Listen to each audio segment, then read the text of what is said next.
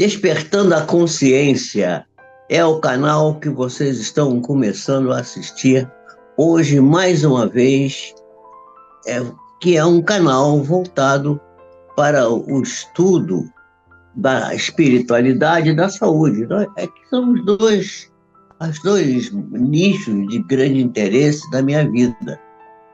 Eu não sou uma pessoa muito voltada para ficar preocupado com a idade. Eu, graças a Deus, só tenho idade, mas ainda não tenho juízo. Graças a Deus. Porque se a gente começar a ter muito juízo, a gente fica doente. A gente tem que conservar a saúde, né? Eu não estou falando para a gente ser desajuizado, não estou dizendo isso não, tá, gente? Mas eu estou falando que a gente tem que ter um pouquinho de liberdade de ação, ser uma pessoa assim mais alegre, satisfeita, tá sempre sorridente, achando a vida alegre e fantástica. E a gente vai vendo que as coisas vão ocorrendo naturalmente, né? Vai acontecendo naturalmente. Nós estamos estudando aqui, nesses últimos dias, o conhecimento de si mesmo. E a gente tem falado aqui na nossa possibilidade de reconhecer nossa intimidade física, né? E também espiritual, porque a intimidade física, o corpo físico, é um composto bastante complexo que tem aproximadamente 50 trilhões de células. Células essas que são inteligentes e educáveis. E, portanto, elas merecem a nossa atenção. Eu já vi que tem um bocado de gente aí, a Elane está aí, a Zélia está aí, a Vera Lúcia, a Sinara, tem bastante gente já conosco aí. Eu dou boa noite para vocês e digo para vocês que eu fico muito feliz de ter vocês aqui. Vocês não levam a mal quando eu viro meio para o lado aqui, mas é que eu às vezes viro para o lado aqui para poder enxergar aqui o, a, a, o, o chat, o que as pessoas, os comentários que as pessoas estão fazendo aqui. Eles estão dando boa noite, e sempre, geralmente saem, às vezes, comentários muito interessantes. E nós temos conversado sobre a questão do conhecimento de si mesmo, e eu estou preocupado de passar para vocês uma ideia que é da complexidade desse estudo que a gente está fazendo. Precisa ser corajoso para fazer esse estudo, gente, porque é uma coisa assim muito, muito, muito assim, vamos dizer, exigente, né? A gente fica muito, muito demandado. Essa questão toda nossa aqui, desses estudos, ele nos obriga, às vezes, a entrar por conhecimentos, coisas que às vezes são um pouco aparentemente difíceis. Mas o corpo humano não tem nada difícil, não. É tudo muito fácil. E a parte espiritual também não tem nada difícil, é tudo muito fácil. A gente vive essas coisas com naturalidade e com leveza. E a gente hoje vai fazer hoje é terça-feira, né?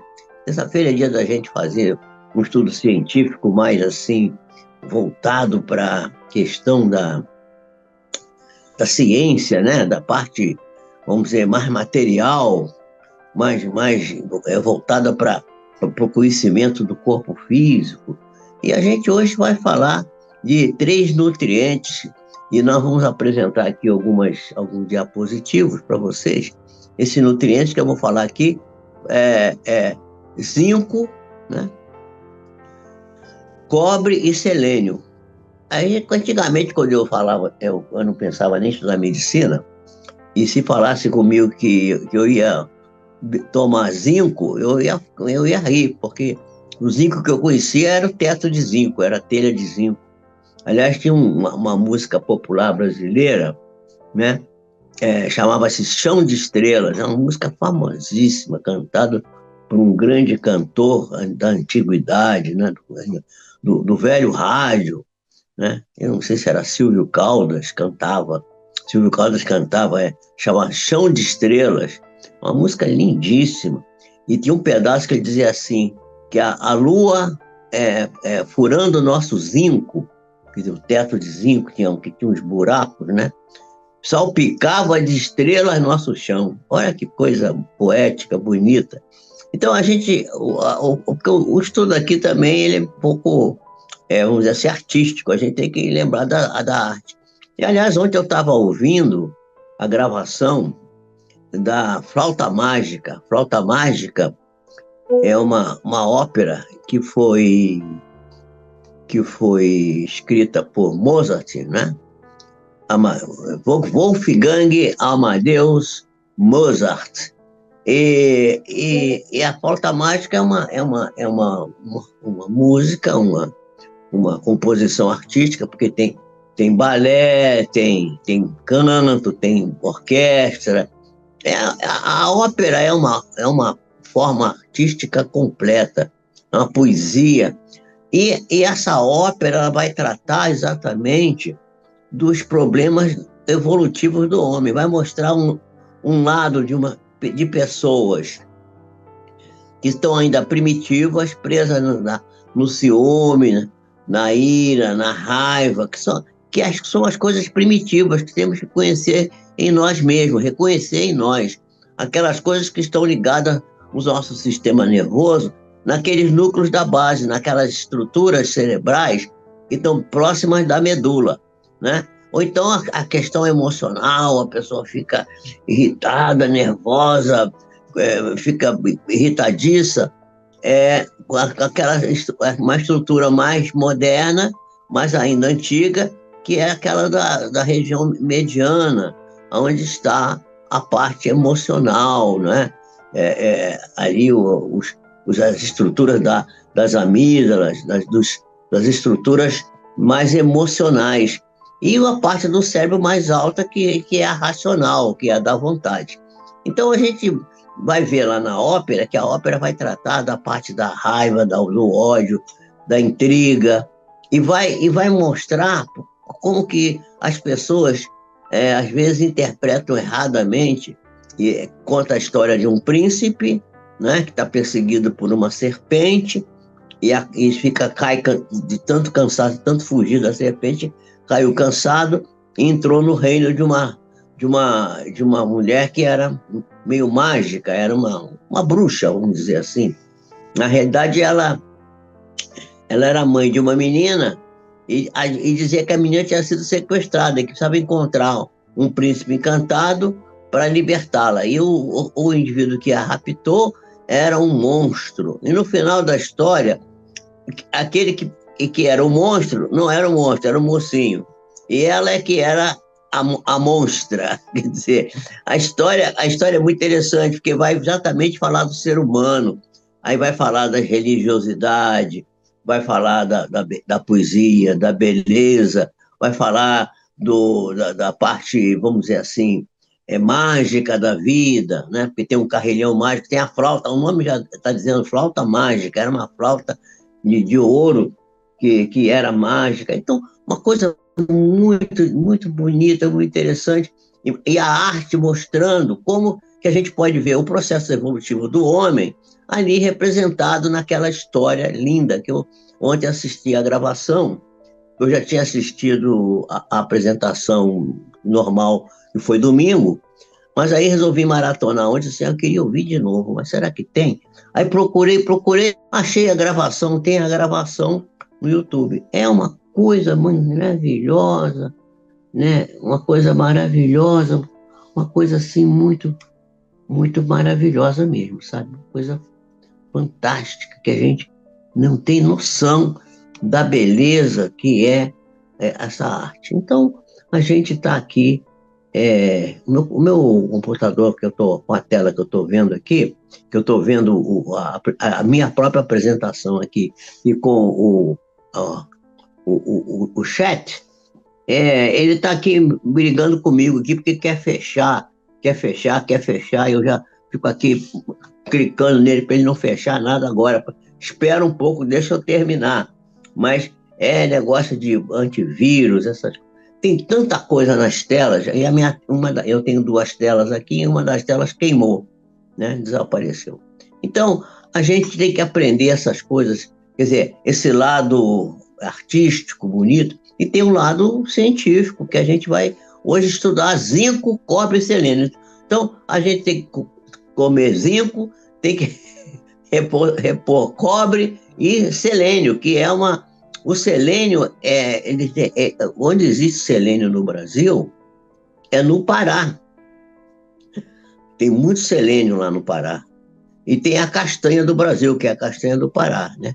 Então, a melhor forma de repor selênio, que o selênio é fundamental para a glândula tireoide, né? Além do iodo, precisa de selênio também, entre outros, é uma porção de substâncias que precisa, mas o selênio e o iodo são muito importantes. Esse selênio só tem na castanha, mas tem castanha do Pará que vem do Acre, não tem selênio, porque o solo do Acre é pobre em selênio. Então você não sabe, como você não, a melhor maneira de repor o selênio seria comer castanha. Mas como é que você vai comer a castanha do Pará, que veio do Acre, que não tem selênio, o selênio é pobre? Não vai adiantar muito, né? Então, a história, a ideia é exatamente repor essas substâncias. Nós vamos pedir para o Carlos, para ele mostrar aí, eu quero mostrar a tela de abertura. A tela de abertura vai exatamente mostrar o crédito, que é do Dr. Michael Marques, né? Que é o médico que faz a minha monitoria e que nos cedeu os slides. Está aí os slides, o nome do Dr. Michael Marques. Dose certa, que é o programa dele, né? Zinco, cobre e selênio. Então, nós vamos agora, gradativamente, vamos analisar cada substância dessa, en passant, só para a gente se instruir e a gente aprender que precisa saber essas coisas, que faz parte do nosso autoconhecimento. Então, vamos ver qual é o histórico do zinco. O zinco, ele começa foi relatado pela primeira vez em 1934, que ele era essencial para o crescimento de ratos. A gente deve muito aos ratos, né? A questão científica depende muito dos ratos. Os ratos são nossos amigos. Então, foi estabelecido na década de 60 que o zinco era essencial para a saúde humana e que a deficiência de zinco ocorria especialmente no Oriente Médio, em que crianças e adolescentes tinham o crescimento atrofiado, tinham a genitália pouco desenvolvida e respondiam ao tratamento com zinco, em uma região onde a dieta era pobre em carne e rica em legumes. Quer dizer, o legume não tem zinco, mas a carne tem zinco. E alimentos integrais que contém fibras, ácido fítico e outros fatores podem inibir a absorção do zinco. Quer dizer, é preciso ter cuidado com isso. De repente, vamos comer só legume. Tudo bem, mas não pode. A alimentação tem que ser balanceada, né? Eu não sei se chegou mais alguém aqui no chat. Eu acho que chegou a... Não, a Sinara já falei dela já aqui. Não sei se... Achei que tinha chegado a Estela também aqui, mas a Estela não chegou ainda não. Nem a Estela, nem a Márcia, nem a Leia Brum. Está faltando também aqui as pessoas que costumam estar aqui assíduas, né? A gente acaba lembrando dela. Então, vamos ver. Então, os conceitos gerais. Vamos ver os conceitos gerais. Vimos o histórico. Conceitos gerais, vamos ver que o zinco é um nutriente essencial para o metabolismo humano. Ele é cofator de mais de 300 enzimas. Vocês sabem que a enzima é a substância que favorece uma reação química. Quer dizer, sem enzima não tem reação química. E para ver o metabolismo ser correto, ele precisa ter reação química, né? Então, ele é o segundo oligoelemento. Óligo quer dizer, a palavra óligo, esse prefixo óligo, quer dizer, que é pouquinho, é um pouco, oligoelementos, que tem pouco, esse é um elemento que sempre tem muito pouco. É mais abundantemente distribuído no corpo, depois do ferro, é o que mais tem no corpo. Então, a função dele é acelerar o crescimento, acelerar a cicatrização, fortalecer o sistema imunológico, tem uma ação antioxidante, né? Aqui, chegou a Leia Brum aí. Ô, Leia, a Leia já está aí, tá vendo? Já tava aqui falando de você, Leia, que você não estava aí ainda. Você não estava aí, você já estava aí, só não estava aí com o seu nomezinho no chat, só. Mas eu sei que já estava aí. Então, as funções do acelerar a cicatrização, fortalecer o sistema imunológico, a ação antioxidante. Vocês sabem que os três grupos de doenças graves, de doenças que podem se tornar graves no nosso corpo, são as doenças que foram lá com inflamação, é, oxidação e glicação, né? Então, esses três elementos. Então, quando você tem uma substância que tem ação antioxidante, ela retarda o envelhecimento, ela retarda vamos dizer assim, a acidificação do meio, ela transforma a pessoa numa pessoa mais saudável. E também ela é importante no funcionamento da tireoide, porque ela doa elementos, o fator, para formar o T3 e o T4. E também ela trabalha nas demais glândulas, porque a tireoide é uma glândula maestra, e regula a testosterona e a insulina, que são produzidas em outras glândulas. Mas como a tireoide é uma glândula maestra, essas substâncias, testosterona, insulina, também são afetadas. O zinco é muito importante para isso aí.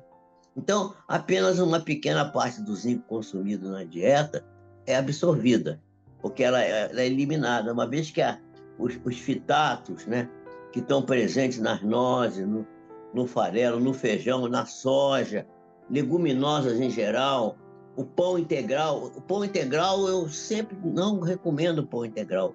Eu acho que a gente não devia comer pão, mas eu, por exemplo, adoro pão, não posso nem falar para não comer pão, porque eu adoro pão. Mas o pão integral é o pior pão que tem, é o pior pão. O melhor pão, né? O melhor pão que você pode comer é o pão que tem pouca coisa. Quanto menos coisa tiver, melhor. Então, essa dieta com pão, com leguminosas, com soja, com feijão, com farelo, diminui a absorção do zinco. Então, não é muito bom, no geral, para esse oligoelemento que a gente já viu aqui, que é muito importante. Então,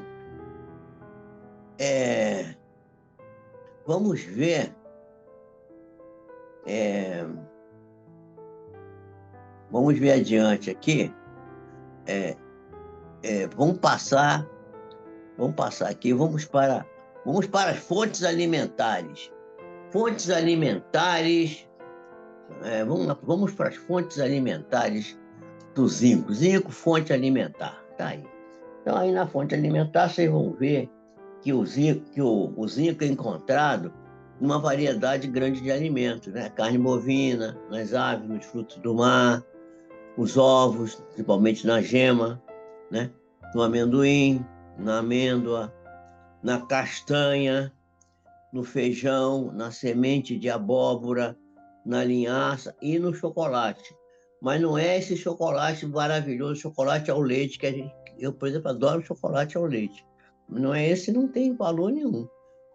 O chocolate bom mesmo é o chocolate amargo. Quanto mais cacau tiver, aquele 85% que é o bom, né?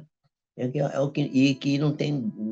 É um gosto que não é muito agradável. O que eu acho gosto agradável é aquele chocolate docinho, mas a gente tem que fugir dessa coisa muito docinho, é complicado. Então, que comida que tem zinco, né? Então, ostras, né? Que sejam ostras retiradas lá da parte oriental do planeta. No Japão, por exemplo, as ostras são ricas em zinco, né? Mas elas têm que ser comidas cruas, não adianta. As ostras do Pacífico, cozidas, também podem ter o, o lombo de baixo, né? De carne de lombo, né? Assado também tem, caranguejo, determinados tipos de caranguejo, é, esses cereais, esses cereais fortificados com 25% de zinco podem ter um pouquinho, pode ser que isso, isso ajude. Sementes de abóbora, né? Cereais, esses cereais enriquecidos também, né? Carne de porco, né? Costeleta de porco com osso, né? Que você pode fazer grelhado, também tem. Peito de peru, somente a carne, né? Somente a carne. Queijo cheddar, o camarão cozido, as lentilhas cozidas, as sardinhas enlatadas em óleo, né? E, e com suas espinhas. Sem as espinhas, ela não tem tanto valor. O iogurte grego, o leite comum, o que tem pelo menos 1% de gordura, o amendoim torrado e seco e o arroz integral em grão, aquele arroz de grão longo, todos eles são suficientemente bons para ter como fonte de zinco. A recomendação diária eu não vou falar, eu vou passar, nós vamos pular a recomendação diária. Vamos ver quais são os grupos de risco para. Bota aí, meu amigo, grupos de risco para a inadequação de zinco. Pessoas idosas, pessoas com distúrbios gastrointestinal por cirurgia, pessoas que fizeram cirurgia bariátrica, tiraram parte. Hoje a cirurgia bariátrica não faz mais essa retirada tão generosa do intestino, como era no princípio. Mas as pessoas foram operadas 10 anos atrás, de 10 anos atrás para trás, vão ter esse tipo de problema. Pessoas que sejam veganas e vegetarianas, mulheres que tenham engravidado, crianças lactantes, crianças com doença falciforme. A doença falciforme é a doença da anemia, uma anemia falciforme, que acomete especialmente pessoas negras, né? Eu tenho na minha família, tenho uma filha com traços de anemia falciforme e tenho uma cunhada com a doença anemia falciforme. Pessoas com transtorno pelo uso excessivo do álcool. O uso de álcool leva a ser grupo de risco para a falta do zinco. Isso é muito importante a gente considerar, porque se a pessoa não sabe isso, ela fica mal informada, né? Agora, vamos falar do que acontece quando a pessoa tem deficiência de zinco. Bota aí para mim, zinco deficiência. Vamos lá. Então, as manifestações da deficiência moderada do zinco incluem diminuição do apetite, diminuição do paladar, a pessoa fica meio boboca, meio molenga, letárgica, principalmente mentalmente, fica com a cabeça, aquela coisa assim, aquela nuvem na mente, a cabeça. Minha mãe dizia que a cabeça ficava vazia, né? Cabeça vazia, né? Queda de cabelo, lesão da pele, diarreia, aumento de infecções, da infecção de repetição, atraso de cicatrização de ferida, que acontece também no diabetes, isso, né? Mas pode ser só falta de zinco. Retardo do crescimento, o crescimento ponderal, o hipogonadismo, que é aquilo que a gente já falou, masculino, quer dizer, as gônadas masculinas não se desenvolvem e o caractere sexual secundário no menino fica atrasado. Isso ocorre principalmente em crianças e adolescentes. Quais são as causas disso? A doença do Crohn, que é uma doença autoimune, a doença celíaca, que é uma doença autolimitante, que ela é uma doença que da pessoa que tem alteração provocada por fatores alimentares, né? A doença celíaca é a doença que a pessoa tem uma reação que não consegue metabolizar o glúten. Apesar que o glúten, ele é também, o problema de glúten é para todo mundo, mesmo quem não tem doença celíaca. Mas quem tem doença celíaca, se comer glúten, vai parar no hospital e pode até morrer, né?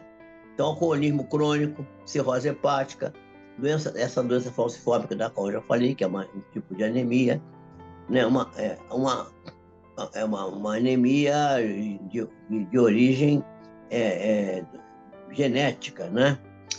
A alimentação só feita pela aveia também pode levar a isso, principalmente se ela for muito prolongada. Dieta vegana, né? Dieta vegetariana, síndrome de intestino curto, quer dizer, a pessoa que foi operada, fez bypass gástrico, tirou um pedaço do intestino para poder diminuir a coisa do peso, né? Essa coisa, a cirurgia bariátrica. Então, essas são as deficiências do zinco. Agora nós vamos partir para estudar. Nós não vamos falar das toxicidades, o zinco tem toxicidade, mas eu não vou falar disso, e nem valores de referência. Nós vamos direto agora para a suplementação. A deficiência, vamos lá, suplementação de zinco. Como suplementar? Dosagem. Aí, a deficiência leve de zinco deve ser tratada com suplementação de zinco 2 a 3 vezes a dose dietética recomendada.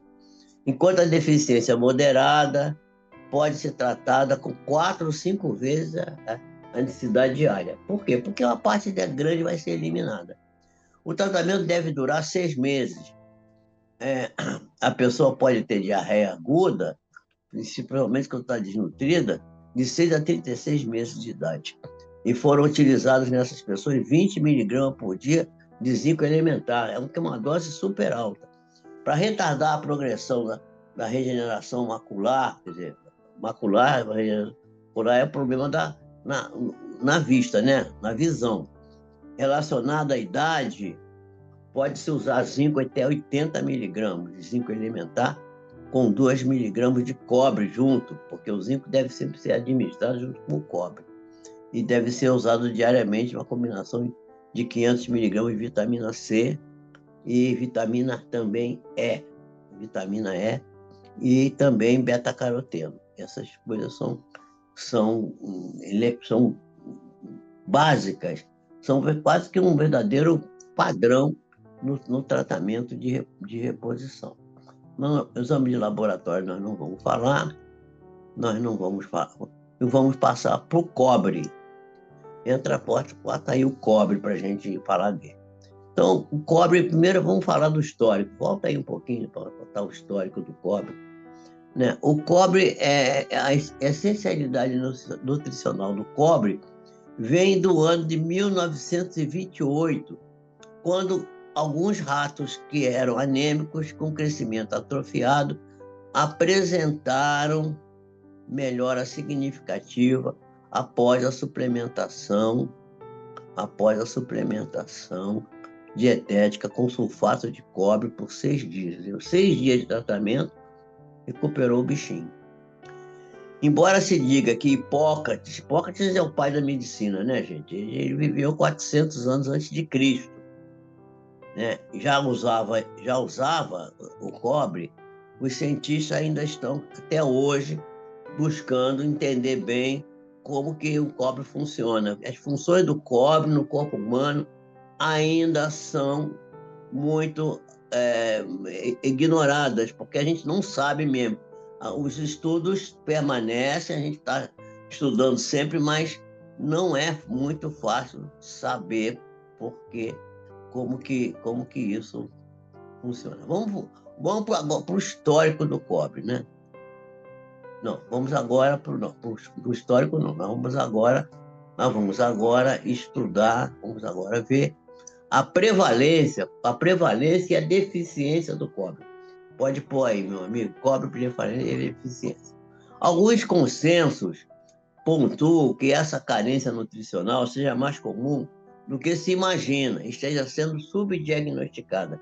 Aliás, tem muita coisa em medicina que a gente está subdiagnosticando, que a gente não sabe, a coisa está ali, existe, mas a gente não sabe que ela está existindo. Vamos passar a outra. Vamos para as fontes alimentares de cobre. Então, quais são as fontes alimentares? As maiores quantidades em alimentos proteicos, como carnes orgânicas, marisco, peixe, nozes, sementes, bem como os grãos integrais e o chocolate. Todos eles podem ter cobre, né? Então, carne de fígado, ostras do Oriente, ostra selvagem, não essa produzida em cativeiro não serve.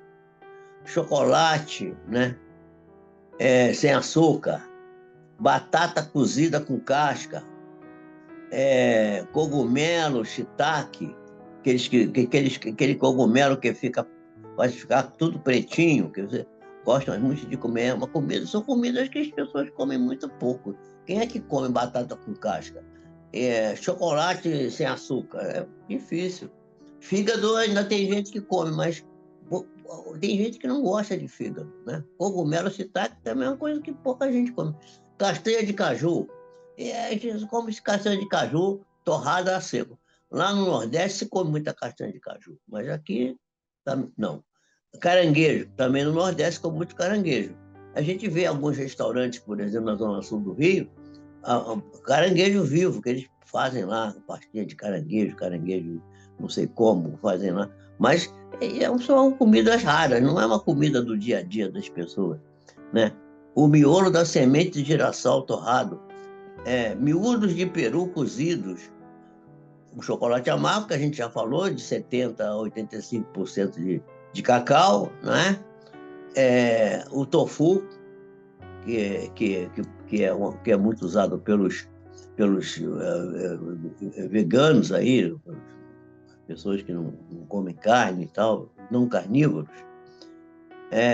Grão de bico, que também é uma comida muito rara. Eu comi grão de bico quando eu era criança. Agora, atualmente, não tenho visto mais grão de bico, mas raramente a gente vê, né? A barriga de alguns animais, do porco, por exemplo, torresmos podem ter um pouco de cobre. Vamos ver adiante. Já vimos a fonte alimentar. A recomendação da ingesta diária a gente vai pular. Quais são os grupos de risco para cobre? Vamos lá, grupo de risco para cobre. Pessoas com doença celíaca, aquela doença que a gente já viu aqui, que é do glúten. Pessoa com doença de Menkes, que eu vou confessar a vocês, não sei que doença é essa. Pessoas que estão altas doses de suplemento de zinco, porque o zinco compete com o cobre, entendeu? Então, o zinco compete com o cobre. Então, a gente tem que ter cuidado. Vamos para outra. Vamos para a deficiência de cobre, né? Então, as manifestações da deficiência adquirida do cobre são quase sempre no sistema nervoso, são neurológicas. Às vezes a pessoa está com uma doença neurológica, tem não sei o quê, está com isso, com aquilo. É só a falta de um nutriente, falta de B12 também dá isso, né? A pessoa tem uma anemia ferropriva, tem glóbulos brancos diminuídos, incoordenação motora, irritabilidade, depressão leve, tudo isso pode ser causado por deficiência de cobre. Os problemas absortivos, que pode ser gerado pela alta ingestão de zinco, se você tiver muito zinco, você diminui a quantidade de cobre. Eles competem, o zinco com o cobre. E em condições genéticas, como a doença de Menkes, né, que é essa doença que eu disse que eu não sabia que doença é essa, mas agora já estou vendo o que é. E diarreia crônica e cirurgia bariátrica. Não a cirurgia bariátrica moderna, mas a cirurgia bariátrica como era feita no passado. O desequilíbrio de cobre em humanos aumenta o risco de desmineralização óssea e pode gerar osteoporose. doença hepática gordurosa, mortalidade por doença hepática e doenças cardiovasculares e neurodegenerativas. Alguns refrigerantes podem ajudar também essa coisa da osteoporose, tá, gente? Preciso ter cuidado. Pessoas, por exemplo, que tomam determinados refrigerantes, não vou falar o nome aqui para não ser processado pela fábrica que é internacional e pode querer me bater. E a pessoa que usa essa coisa e fuma, ela tem chance 10 em 1 de ter osteoporose. E pode também levar à diminuição de ferro na medula e nas mitocôndrias. Isso pode ser muito grave porque vai afetar a parte respiratória dentro da célula. Isso é uma coisa muito, muito, muito séria. Muito séria. Muito séria mesmo. Tem que ter muito cuidado com isso. Então, o cobre pode ser tóxico. Vamos ver a toxicidade do cobre. Bota aí, toxicidade do cobre. Pode passar, passa o próximo. Deixa eu ver. Passa o próximo. O próximo da toxicidade. Esse, tá aí, esse aí. Né? Então, não é esse não. Esse é o exame de laboratório. É o anterior a esse. Eu acho que é o anterior a esse, Carlos. Vê aí. Cobre toxicidade. Não. Aí, é esse aí. A toxicidade do cobre é muito rara na população em geral. O envenenamento agudo por cobre ocorreu pelo armazenamento de bebidas em recipientes que eram feitos de cobre. Houve uma época que se fazia tudo de cobre, bem como por fontes de água contaminada pelo cobre. Existem águas minerais que têm muito cobre, muito ferro. Eu aqui na minha cidade, quando eu cheguei aqui, eu encontrei lugares com água, você via o cheiro, era cheiro de ferro. A água parecia de a cor de ferrugem, uma coisa impressionante. Lugares que tem, aqui tem lugares que tem muito ferro. Então, o mais preocupante do ponto de vista nutricional é a possibilidade de danos ao fígado, resultante da exposição prolongada a doses mais baixas de cobre. Em indivíduos geralmente saudáveis, dose diária de até 10.000 picogramos, ou que são 10 miligramas, não resulta em danos hepáticos. Então, porque a toxicidade é rara, não é uma coisa comum.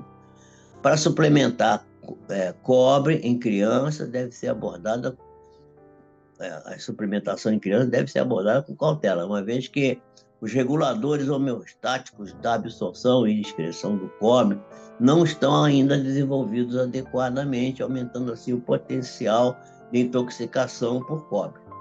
Deve-se notar que indivíduos com distúrbios genéticos que afetam o metabolismo do cobre, por exemplo, doença de Wilson, cirrose hepática, cirrose infantil indiana, desculpe, intoxicação idiopática por cobre, além de atresia biliar, doença da cirrose biliar, né, a parte do fígado que produz a bilis, pode colocar a pessoa em risco de efeitos adversos de toxicidade crônica do cobre, em níveis de ingestão significativamente baixos. A pessoa, o cobre não intoxica quase, mas dependendo da pessoa que tem um distúrbio desse, pode ter uma intoxicação mais fácil. Então, a concentração elevada de cobre é fator de risco independente de doença cardíaca, para doença cardíaca. Entendeu? Então, você pode ter doença cardíaca gerada por essa alteração. Então, ficou faltando a gente falar agora, vamos sair do cobre e vamos para o selênio, que é fundamental. O selênio foi descoberto, vamos botar o selênio aí para nós. O selênio foi descoberto em 1818 pelo químico sueco J.J. Berzelius. Berzelius foi famosíssimo. Ele está nos livros de química aí, é um verdadeiro, uma fantástica pessoa, né? A Eleni deu boa noite aí, eu não tinha falado nela. Então foi descoberto em 1818, eu sei, e esse nome do selênio foi colocado em homenagem a Selene, que é a deusa grega da lua. Ah, que coisa! Ah, como se fosse para vocês que a coisa é artística e poética, olha só. O selênio tem esse nome em homenagem a Selene. Quem é a Selene? É a deusa grega da lua. O selênio é muito essencial, ele precisa, nós precisamos muito de selênio. E o tratamento, a correção da tireoide, que a gente está fazendo muito agora com os nossos pacientes, tem vários pacientes nossos aqui, a gente usa muito, vai ter que usar muito selênio. O selênio vai fazer parte dessa correção da tireoide. Então, essa essencialidade foi descoberta por Keishan, na China, uma doença cardíaca endêmica com alta mortalidade, em 1979.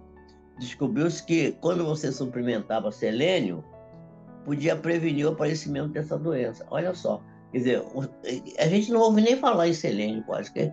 Outro dia uma cliente estava falando aqui, eu não sei onde é que eu vi isso, eu vi uma pessoa queixando que foi no médico e pediu para o médico pedir, doutor, você podia pedir a minha dosagem de selênio?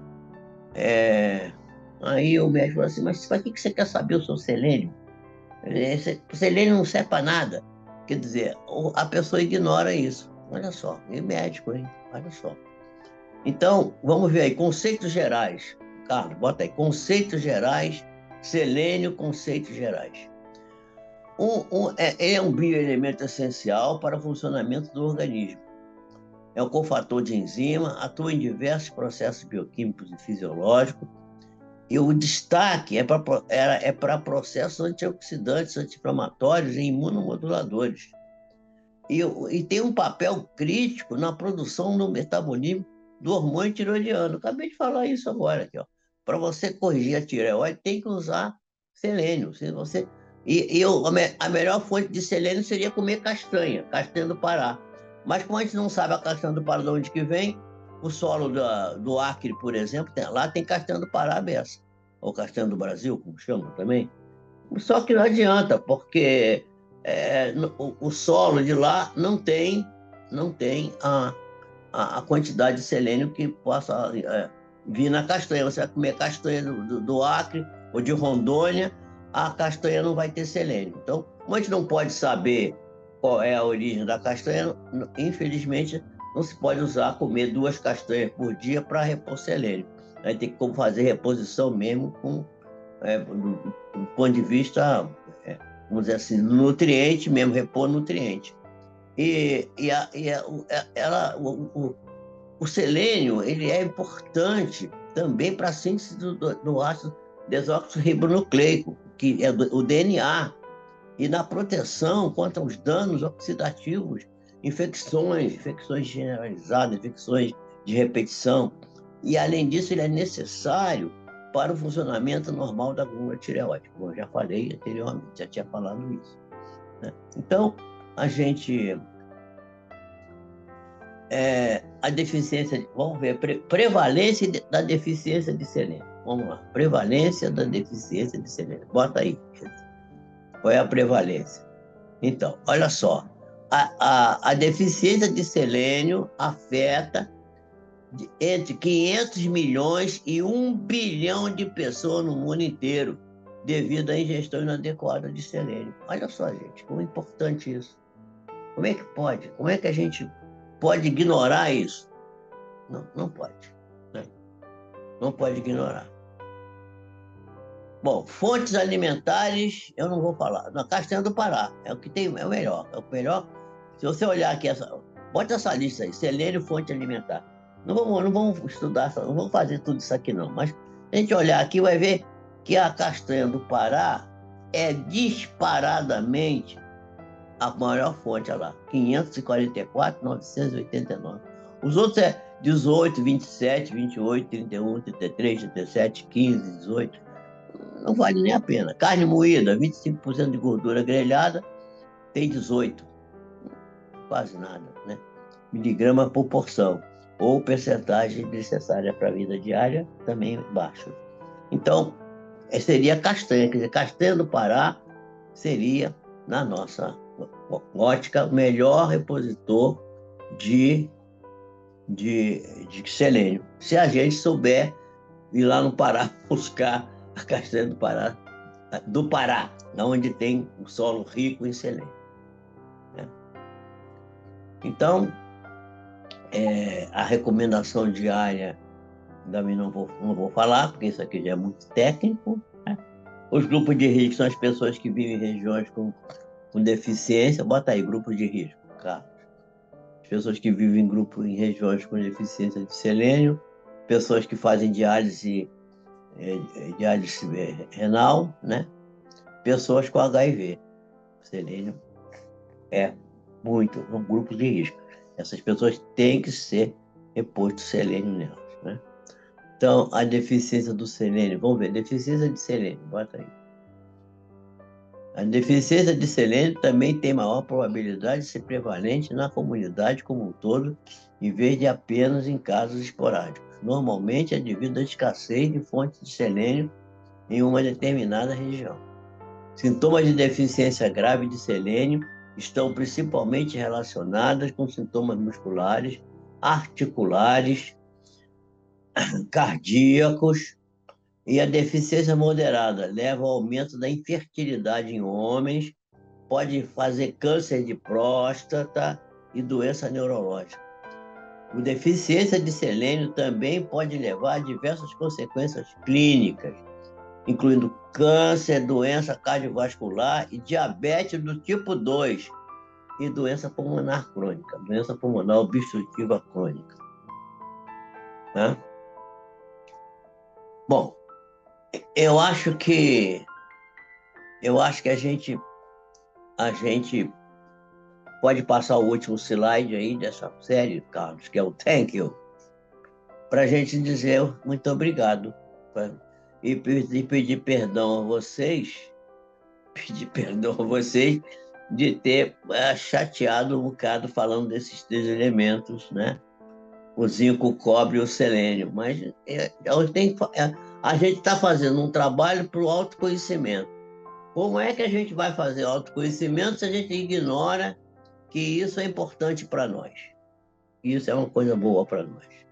E nós precisamos estar atentos para isso. Porque eu quero ver se as pessoas que estão aqui, que se forem meus clientes, com os quais eu vou fazer reposição, quando eu fizer a reposição, eles não vão nem me perguntar por que eu estou fazendo, porque já sabem.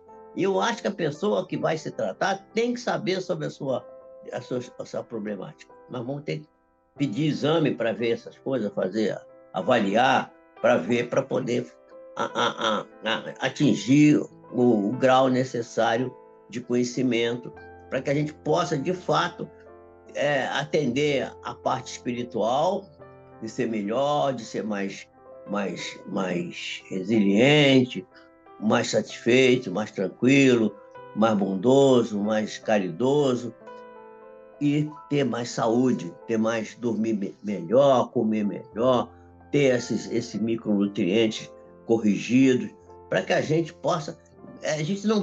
Todos nós vamos morrer um dia, mas vamos viver o tempo que a gente viver com boa saúde.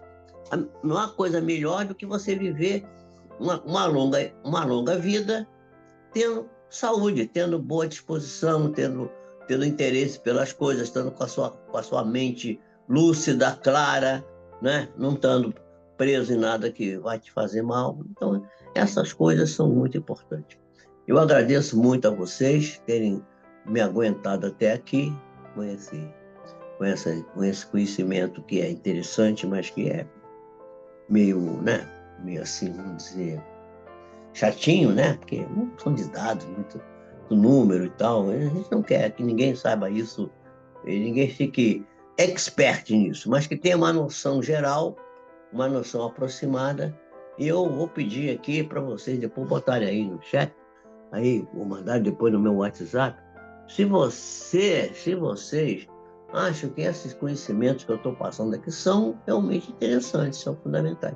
E se tiver 3 ou 4 pessoas aqui que se interessem de saber isso, já está bom.